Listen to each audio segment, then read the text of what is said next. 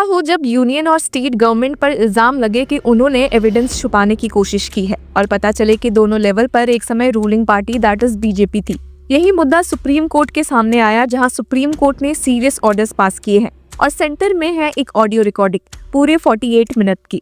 कोई short clip नहीं, कोई एडिटेड व्हाट्सएप फॉरवर्ड नहीं, बल्कि एक ऐसी कन्वर्सेशन जो allegedly former Manipur chief minister N Biren Singh को 2023 के मणिपुर एथनिक वायलेंस से कनेक्ट करती है। और आज इसी ऑडियो को लेकर सुप्रीम कोर्ट ऑफ इंडिया की bench of justice Sanjay Kumar and K Vinod Chandran ने एक बहुत क्रूशियल ऑर्डर पास किया है, जो सिर्फ एक केस को नहीं बल्कि पूरे जस्टिस सिस्टम की क्रेडिबिलिटी को टच करता है। पर थोड़ा कंटेक्स्ट समझते हैं। ये केस कोई अचानक से नहीं उठा।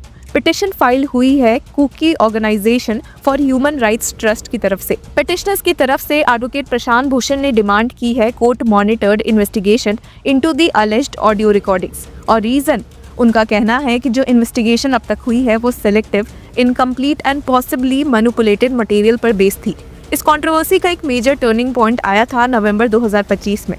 उस वक्त national forensic science university Gandhinagar ने सुप्रीम कोर्ट को इन्फॉर्म किया था कि जो ऑडियो क्लिप्स उनको भेजे गए थे उनमें साइंस ऑफ टैम्परिंग थे। एनएफएसयू ने क्लियरली कहा था कि clips not scientifically fit for voice comparison है और इसलिए वो नो ओपिनियन ऑन सिमिलैरिटी और डिससिमिलैरिटी ऑफ द स्पीकर्स दे सकते हैं। यहीं से सवाल उठता है कि अगर फॉरेंसिक लैब खुद कह रहे हैं कि मटेरियल अनरिलायबल है तो रिस्पॉन्सिबिलिटी किसकी है? पिटिशनर का सीधा एलिगेशन ये है कि मणिपुर पुलिस ने फॉरेंसिक लैब को पूरी रिकॉर्डिंग भेजी ही नहीं, सिर्फ छोटे एडिटेड क्लिप्स फॉरवर्ड किए गए। ये सिर्फ एक प्रोसीजरल लैप्स नहीं लगता, ये एक सिस्टमिक फेलियर जैसा साउंड करता है और इसी वजह से पिटिशनर ने सुप्रीम कोर्ट के सामने ये इशू उठाया। पिटिशनर की तरफ से एडवोकेट प्रशांत भूषण अपीयर हुए और एडवोकेट भूषण ने कोर्ट के सामने काफी फर्मली अपना स्टैंड रखा।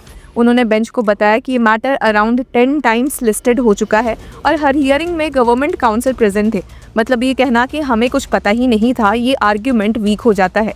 एडवोकेट भूषण ने ये भी हाईलाइट किया कि पिटिशन के अंदर ही फुल 48 मिनट कन्वर्सेशन का ट्रांसक्रिप्ट अवेलेबल था और ऑडियो भी सप्लाइड थी। उनका आर्ग्यूमेंट ये था कि अथॉरिटीज़ को पता था कि कंप्लीट रिकॉर्डिंग एग्जिस्ट करती है। अगर स्टेट को पूरी रिकॉर्डिंग चाहिए थी तो वो कोर्ट के सामने डिमांड कर सकते थे। भूषण का कहना था कि इन्वेस्टिगेशन एजेंसीज की जिम्मेदारी होती है कि वो कंप्लीट मटेरियल सीक करे, स्पेशली जब एलिगेशंस इतने ग्रेव हो। अब स्टेट की तरफ से एडिशनल सॉलिसिटर जनरल ऐश्वर्या भट्टी अपीयर हुई और उन्होंने कोर्ट को बताया कि state receive the full recording only after the last hearing और पिटिशनर ने पहले सर्व नहीं किया था। मतलब स्टेट का डिफरेंस ये था कि डिले और कंफ्यूजन पिटिशनर की वजह से हुआ है, उनकी नहीं। इसी पॉइंट पर कोर्टरूम में थोड़ा हीट आ गया। एडवोकेट भूषण ने स्टेट के आर्गुमेंट का रिप्लाई देते हुए कहा कि अगर रिस्पोंडेंट्स हर हियरिंग पर प्रेजेंट थे तो वो रिकॉर्डिंग पिटिशनर से डायरेक्टली सीक कर सकते थे। सिर्फ ये कह देना कि इट वाज नॉट सर्व्ड एक टेक्निकल एक्सक्यूज है जब केस इतनी बार कोर्ट के सामने आ चुका हो। अब बेंच ने भी एक इंपॉर्टेंट सवाल उठाया, why was the recording not served earlier? इस पर एडवोकेट भूषण ने क्लैरिफाई किया कि कोई फॉर्मल नोटिस या डायरेक्शन नहीं थी सर्विस की, इसलिए ऐसी सिचुएशन बनी। अब ये सब सुनने के बाद सुप्रीम कोर्ट ने एक चीज़ तो डिसाइड कर ली कि आर्ग्यूमेंट्स का लूप अब और नहीं चलेगा। कोर्ट ने कहा कि फैक्ट्स को फॉरेंसिक टेस्ट पर रखो और सुप्रीम कोर्ट ने फिर क्लियर डायरेक्शन दिया कि इंटायर 48 मिनट ऑडियो रिकॉर्डिंग साथ ही admitted voice samples of the former Manipur CM दोनों को national forensic science university Gandhinagar भेजा जाए फॉरेंसिक एग्जामिनेशन के लिए। मतलब अब सिलेक्टिव क्लिप्स का गेम खत्म। अब जो भी है जैसे भी है सब कुछ टेस्ट होगा। केस को जस्टिस संजय कुमार और के विनोद चंद्रन की बेंच ने इस मामले में अपने ऑर्डर में क्रिस्टल क्लियर वर्ड्स यूज किए। कोर्ट ने कहा कि the entire 48 minutes of the conversation in question along with the admitted voice recordings of the former Manipur CM are available. All the voice recordings furnished to the respondents by the learned counsel for the petitioner shall also be included therewith and forwarded to the National Forensic Science University Gandhinagar. सिर्फ इतना ही नहीं, supreme Court ने NFSU को ये भी direct किया कि NFSU to expedite the process and submit the report to this court in a sealed cover. इस सील्ड कवर एक नॉर्मल टेक्निकल वर्ड नहीं है। इसका मतलब है कि पहले रिपोर्ट सिर्फ कोर्ट देखेगी पब्लिक डोमेन में आने से पहले, क्योंकि जब एलिगेशंस इतने सीरियस हो, जब स्टेक्स इतने हाई हो, तब स्पेकुलेशन से ज़्यादा ज़रूरी होता है साइंटिफिक ट्रुथ। और इसीलिए कोर्ट ने डायरेक्शन दिया कि इंटायर 48 मिनट्स रिकॉर्डिंग, सारे एडमिटेड वॉइस सैंपल्स और पिटिशनर के द्वारा फर्निश्ड ऑल वॉइस रिकॉर्डिंग्स सब कुछ एनएफएसयू गांधीनगर भेजा जाए। अब इस ऑर्डर का सिग्निफिकेंस बहुत ज़्यादा है। पहली बार ही सुप्रीम कोर्ट ने एक्सप्लिसिटली इंश्योर किया है कि फॉरेंसिक एग्जामिनेशन कंप्लीट मटेरियल के बेसिस पर हो।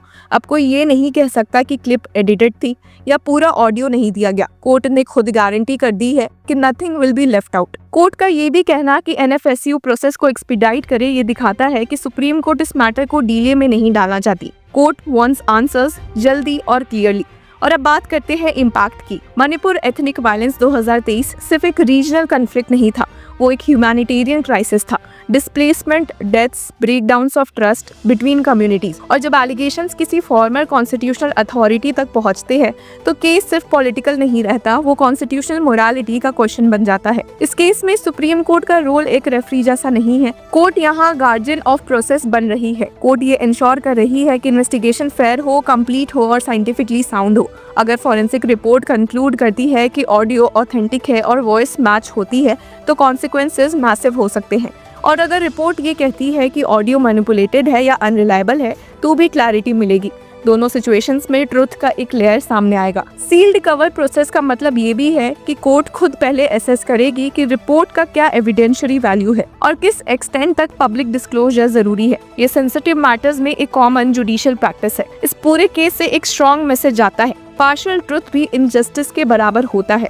अगर एजेंसीज सेलेक्टिव एविडेंस फॉरवर्ड करती है तो जस्टिस का प्रोसेस कॉम्प्रोमाइज होता है। आज सुप्रीम कोर्ट ने ये सिग्नल दे दिया है कि फैक्ट्स के साथ कोई कॉम्प्रोमाइज नहीं होगा, ना पिटिशनर के फेवर में ना स्टेट के फेवर में। जो भी सच है वही फॉरेंसिक लैब के थ्रू सामने आएगा। और ये पहली बार नहीं है जब सुप्रीम कोर्ट फॉरेंसिक प्रोसेस से नाराज भी दिखी है। अगस्त 19 को कोर्ट ने सेंट्रल फॉरेंसिक साइंस लैबोरेटरी के अप्रोच को मिसडायरेक्टेड कहा था, क्योंकि कोर्ट ने ऑडियो की ऑथेंटिसिटी चेक करने को नहीं बल्कि सिर्फ वॉइस सैंपल मैचिंग का डायरेक्शन दिया था। अगस्त 25 को ही matter national forensic sciences university Gandhinagar को रेफर किया गया था, जहां दो चीजें चेक होनी थी, क्या क्लिप्स एडिटेड टैम्पर्ड है और क्या डिस्प्यूटेड ऑडियो की वॉइस एडमिटेड ऑडियो से मैच करती है। मई 5 को भी सुप्रीम कोर्ट ने फॉरेंसिक रिपोर्ट देखकर ही मणिपुर गवर्नमेंट को फ्रेश रिपोर्ट फाइल करने का ऑर्डर दिया था। Sealed cover reports, multiple agencies, inconsistent findings, ये सब दिखाता है कि सिस्टम खुद क्लैरिटी में नहीं था।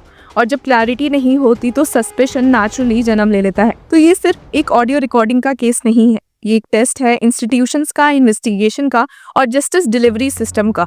और इस टेस्ट में सुप्रीम कोर्ट ने आज क्लियरली कह दिया है कि bring the entire material, let science speak. तो व्यूअर्स, इस पूरे मुद्दे पर आपकी क्या राय है? Do let us know in the comment section. Until then keep following Law चक्र।